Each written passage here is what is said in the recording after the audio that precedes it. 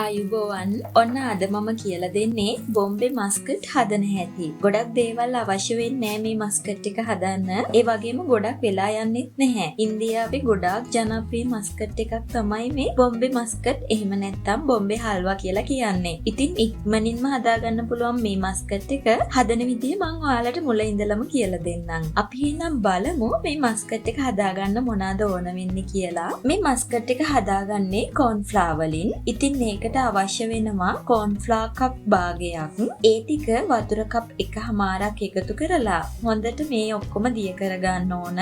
මේ වෙලාවේදී කැටටි ඇති නොවෙන්න කෝන්ෆ්ලා ටික හොඳින් වතුරේ දිය කරගන්න මෙන්න මේ විදිහට.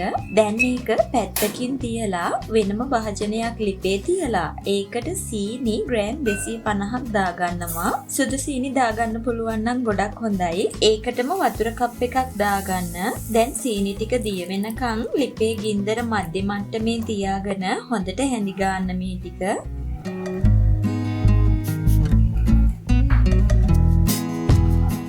සීනි ටික මේ විදිහට බුබුලු දාගෙන එද්දී දිය කරගත්තු කෝන්ෆ්ලා ටික සීනි මිශ්‍රණයට එකතු කරගෙන හැඳි ගන්න.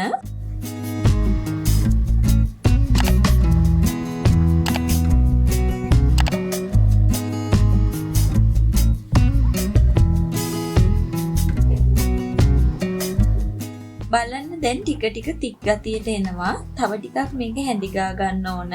ලිපේ ගින්දර මධ්‍ය ගානට තියාගෙන ඔයාලා දිගටම හැඳි ගන්න මේ ටික. මේ ගානට තික් ගතිය එද්දී මම දිය කරගත්තු බටර් මේස හැඳි 4ක් එකතු කරගන්නවා. ඔයාලට බටර් වෙනුවට ගී පොල් තෙල් උනත් මේකට ගන්න පුළුවන්. බටර් එකතු කරලා හොඳින් මේ ටික මිශ්‍ර කරගන්න ඕන. ලිපේ ගින්දර තවමත් මධ්‍ය ගානට තියාගන්න. මේ වෙලාවේදී එනසල් වලින් හදාගත්තු කුඩු ටික මං දාගන්නවා. ඔයාලා එනසල් 3ක් වගේ අරගෙන කබලි රත් කරගෙන තලලා මෙන්න මේ කුඩු එක හදාගන්න. දැන් ඒ ටික එකතු කරලා නොනවත්වා මේ විදිහට හැඳි ගන්නවා. දැන් මම තැඹිලි පාට ෆුඩ් කලරින් වලින් තේ හැඳි කාලක් එකතු කරගන්නවා. ඔයාලට කොළ පාට රතු පාට උනත් දාගන්න පුළුවන්. ඉතින් ෆුඩ් කලරින් ටික මේ විදිහට මිශ්‍ර කරගන්නවා හොඳට.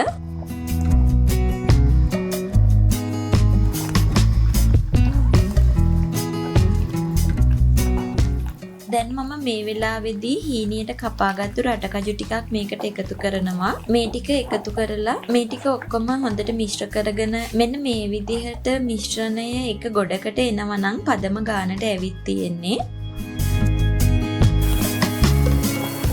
මේ ගානට ආපුවාම මම මේක ලිපෙන් බාගෙන non stick තැටියට මේ මිශ්‍රණය දාගන්නවා. ඔයාලට ප්ලාස්ටික් වීදුරු භාජනයක් උනත් මේකට ගන්න පුළුවන්. භාජනයක් ගද්දී ඔයාලා තෙල් ටිකක් ගාලා ගන්න.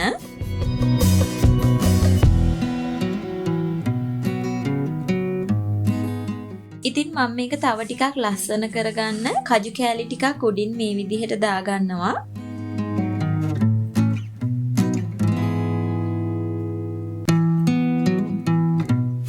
ඊට පස්සේ පැය දෙකක් විතර මේක නිවෙන්න තියෙනවා පැත්තකින්. මේක ශීතකරණයට දාන්න අවශ්‍ය වෙන්නේ නැහැ. නිකම්මම තියලා තියන්න. එතකොට සෙට් වෙනවා. ඉතින් පැය දෙකකට විතර පස්සේ ඔන්න අපේ බොම්බේ මස්කට් එක හරියටම සෙට් වෙලා තියෙනවා.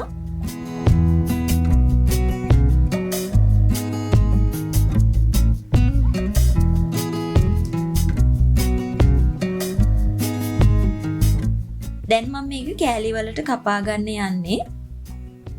බලන්නකො මස්කට් එක හොඳට සෙට් වෙලා තියෙනවා. ලස්සනට කෑලි කපා ගන්නත් පුළුවන් ඒක නිසා.